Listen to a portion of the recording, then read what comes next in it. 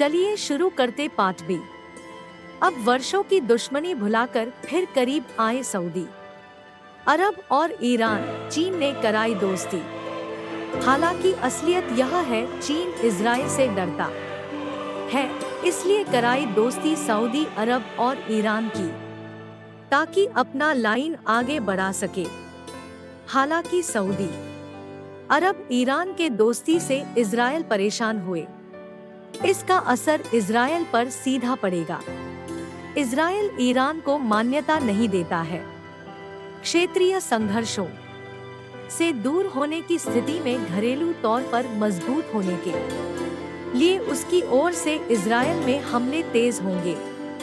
हालांकि ईरान खुद हमले नहीं करेगा, पर गाजा पट्टी में विद्रोहियों को ज्यादा मदद पहुंचाएगा ताकि वहां संघर्ष तेज हो। यानी इजराइल के लिए यह खतरे की शुरुआत है। शबा और ददान के लोग और तशीश के व्यापारी अपने देश के सब जवान सिंहों समेत तुझसे यानी रूस से कहेंगे, क्या तू लूटने को आता है? क्या तूने धन छीनने, सोना चांदी उठाने, ढोर और संपत्ति ले जाने और बड़ी लूट अपना लेने को अपनी भीड़ इकट्ठी की है? यहेजकेल अध्याय 38 के 13। यूरोप का चरम पश्चिमी यानी कि नेटो के सदस्यों इस संघर्ष में शामिल नहीं होगा। वर्तमान परिस्थिति में यही देखने को मिल रहा है और अभी के हालत कुछ इस भविष्यवाणी को ही दोहरा रहा है।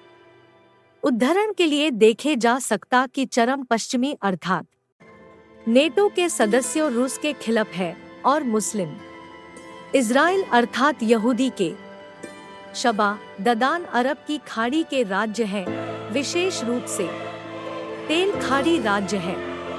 तशीश के व्यापारी ब्रिटेन और स्पेन का क्षेत्र है।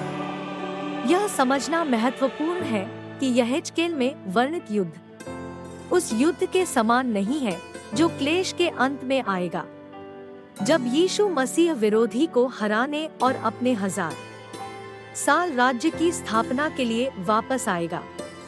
हम इसके बारे में कैसे जानेंगे? क्लेश के अंत में युद्ध हर मगिदोन के रूप में जाना जाएगा। ये एक विश्व युद्ध है। प्रकाशित वाक्य हमें बताता है कि इस लड़ाई में सभी देश शामिल होंगे।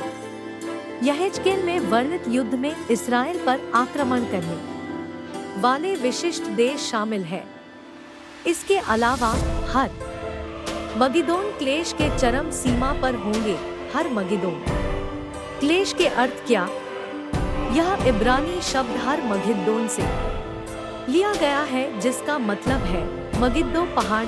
यह शब्द सर्वशक्तिमान परमेश्वर के महान दिन के युग से जुड़ा है, जिसमें हर मगिदोन की लड़ाई ईश्वर के लोगों को विनाश करने के लिए दुनिया की सेनाओं द्वारा शुरू किया जाने वाला अंतिम युद्ध है। मसीह के खिलाफ लड़ने के लिए सभी देश एक साथ इकट्ठा होंगे, लेकिन परमेश्वर ने बाइबल की भविष्यवाणी प्रकाशित वाक्य 16, 20, 1, 3, 7 से 10 में भविष्यवाणी के अनुसार ख्रीस्त विरोधी की सेनाओं को नष्ट कर देंगे। शबा और ददान की पहचान मुश्किल नहीं है। ये प्राचीन नाम थे जिन्हें आज सऊदी अरब के नाम से जाना जाता है। दिलचस्प बात यह है कि सऊदी अरब एकमात्र अरब देश है जो दुनिया भर के मौलिक इस्लामी तत्वों के खिलाफ पश्चिम के साथ लगातार पक्ष रखता है। पर वर्तमान में यह देखने मिल रहा है कि वर्षों की दुश्मनी भुलाकर फिर करीब आए सऊदी अरब और ईरान, जो कि इजराइल के लिए एक समस्या है। अमेरिका गोग और मागोग युद्ध का हिस्सा नहीं होगा और अभी के हालत कुछ इस भविष्यवाणी को ही दोहरा है। उदाहरण के लिए देखे जा सकता कि नेटो के सदस्य रूस के खिलाफ है, अर्थात बाइबल के, और एक भविष्यवाणी पूरी होने जा रही है। चलिए हम प्रार्थना करें। हे पिता परमेश्वर, हमारी नहीं बल्कि तेरी इच्छा पूरी हो, ताकि हम तेरे चरण तले सुरक्षित रहें। आमीन। पार्ट ए के लिंक डिस्क्रिप्शन में है, जरूर देखें। इसमें बाइबल के अनेक सीख हैं। शालोम।